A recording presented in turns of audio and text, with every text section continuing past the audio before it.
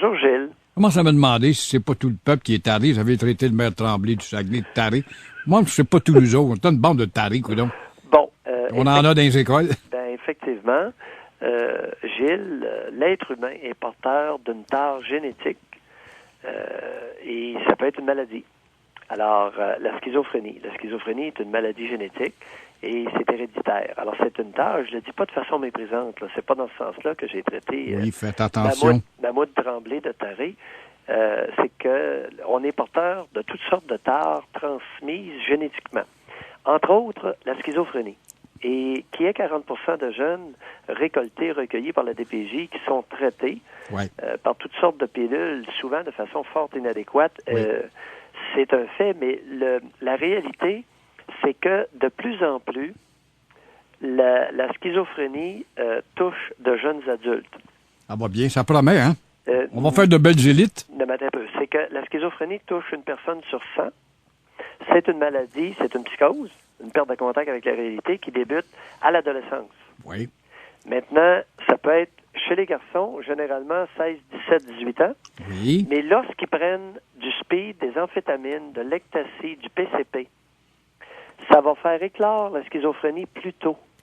Alors, c'est pour ça que tu vas te ramasser avec des jeunes qui sont extrêmement perturbés. Oui. Dans des centres d'accueil. Ceux qui prennent du Ritalin, docteur? Non, ça, le Ritalin, c'est autre chose. Le Ritalin, c'est bon lorsque c'est prescrit adéquatement. Oui, mais il y en a beaucoup trop qui en prennent. Ça veut dire qu'il n'y a pas de parents, justement, parce que pour solutionner la schizophrénie, docteur, moi, j'ai envie de dire, d'abord, il faudrait qu'il y ait des parents auprès de ces jeunes. Ils leur ont pas transmis, justement, l'amour, et ils sont absents. Ils ont été élevés dans le sous-sol devant des écrans. Et ça n'a jamais d'activité extérieure, notamment du sport. Non, et donnez-leur ça, vous allez voir que vous allez baisser le taux de schizophrénie. Non, ça n'a rien à voir. C'est une maladie génétique. C'est que les personnes qui l'auraient eu un peu plus tard, à 18-20 ans, vont l'avoir à 14-15 ans parce qu'il y a énormément de jeunes qui sont à la drogue. Entre autres, les psychostimulants que j'ai mentionnés, comme le speed, amphétamine, ecstasy, PCP. Et il y a des articles récents maintenant qui disent que, compte tenu que le cannabis a une très haute teneur en cannabinol, ça pourrait activer la schizophrénie chez quelqu'un qui avait la propension génétique de l'affaire. Tu me suis? Oui. Fait que tu l'as fait éclore plus tôt avec toutes ces cochonneries-là. Oui, mais quand on dit que 40% des jeunes prennent des médicaments pour maîtriser leurs troubles, ils prennent pas du speed, eux autres, là, ils prennent quoi? Oui, mais c'est parce que les diagnostics dans les centres d'accueil sont très mal faits. Il y a à peu près pas de psychiatre qui veut évaluer des enfants et des jeunes jusqu'à 18 ans. Et les travailleuses sociales, souvent, sont hostiles aux psychiatres. Fait que ça va pas bien à la shop, là. C'est pas dans l'intérêt des jeunes. Et c'est pour ça que très peu de psychiatres veulent les évaluer. Ce sont des médecins de famille, plus souvent qu'autrement, qui prescrivent n'importe quoi à des adolescents. Dès qu'ils voient quelqu'un de travers, ben là, la nouvelle mode, là, c'est les maudits antidépresseurs chez les adolescents.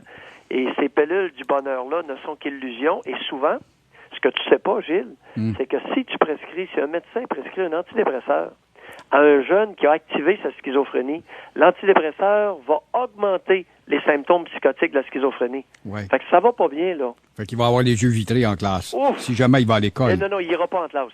Ah, il ira pas en classe parce qu'il va être halluciné, il va délirer, ou il va être extrêmement retiré, il va devenir très méfiant, il va paranoïer. Mais docteur, je peux pas croire que vous avez inclus le maire Tremblay comme taré, là, le maire du Saguenay, parce qu'il a parlé de notre culture et nos racines historiques avec la Croix. Je peux pas croire que vous l'avez mis dans la catégorie des tarés quand même. Ben Gilles, c'est pas pour ça.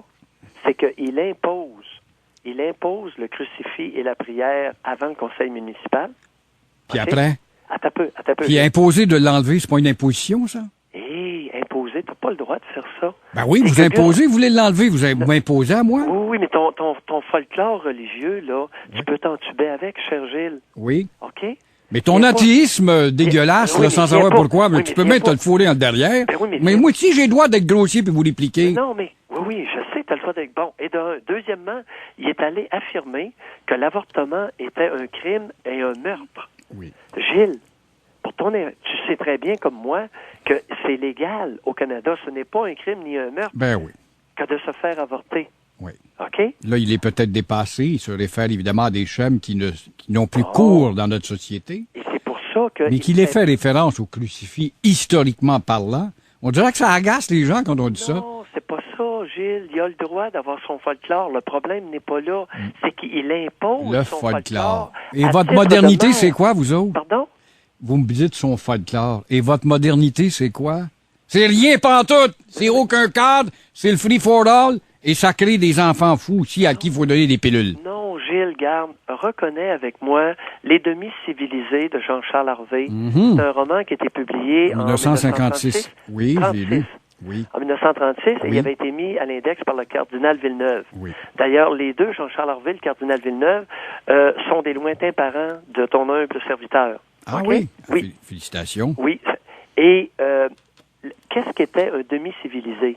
Un demi-civilisé, c'était un fervent croyant qui, ipso facto, avait renoncé à son autocritique et son sens critique. Alors, tous les fervents croyants, de quelque allégeance religieuse que ce soit, sont tous nécessairement, à cause de leur croyance intense, des demi-civilisés. C'est important de se le dire. Ça promet comme nation, hein?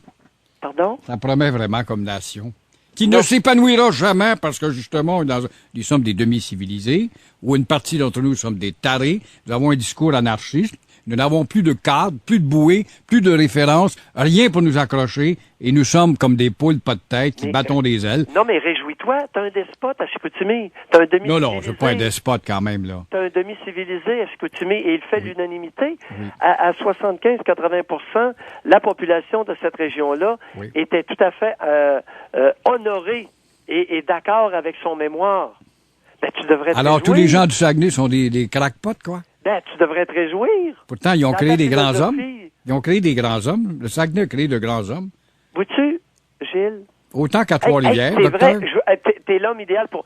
Qui a affirmé « Nous sommes d'une race qui ne sait pas mourir » Est-ce que c'est Louis Aymon ou Félix-Antoine Savard? Je crois que c'est Louis Aymon. C'est dans Maria Chapdelaine? Je crois que c'est Louis Aymon, oui. Je suis pas... Vois-tu, c'est un des deux, là. Oui. Bon. Il a écrit et répété à la fin de chaque chapitre dans son roman, si c'est Maria Chapdelaine, si ma mémoire ne me trahit pas, nous sommes d'une race qui ne sait pas mourir. Ce qui me désole et me révolte, c'est que je crains que les gens de la région de Chicoutimi ont appris à mourir. Ça me désole. Ouais. Peut-être parce qu'ils sont aussi protégés par la hauteur des montagnes où les influences extérieures de la ville pénètrent moins vite. Alors que originalement,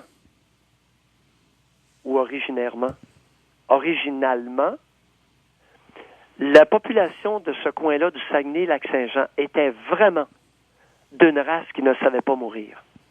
Et j'ai peur qu'ils ont appris à mourir, à être d'une race qui sait mourir.